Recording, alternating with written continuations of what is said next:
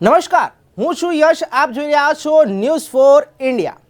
કારણ કે news for India એક એવી ન્યૂઝ ચેનલ છે કે જે સાચી હકીકત જણાવે છે, જનતાના મુદ્દા ઉઠાવે છે.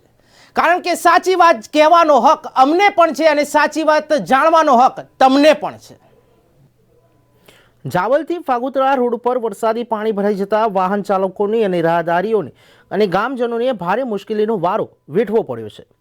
ત્યારે બનાસકાંઠાના ડીસાના તાલુકાના જાવલ બસ સ્ટેશન પાસે દર વર્ષે વરસાદનું પાણી ભરાઈ જતા વાહન ચાલકોને તેમજ ગ્રામજનો ભારે મુશ્કેલીનો સામનો કરવો પડે છે.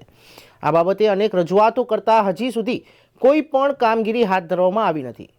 ત્યારે ગામના અગ્રણી ઓધાસિંહ દરબારે જણાવ્યું કે જાવલ ગામમાં પ્રવેશ કરતા પહેલા જ પગનો ઘૂંટણ જેટલું પાણી ભરાઈ જાય છે. ત્યારે અવરજવર મુશ્કેલીનો સામનો કરવો પડે છે.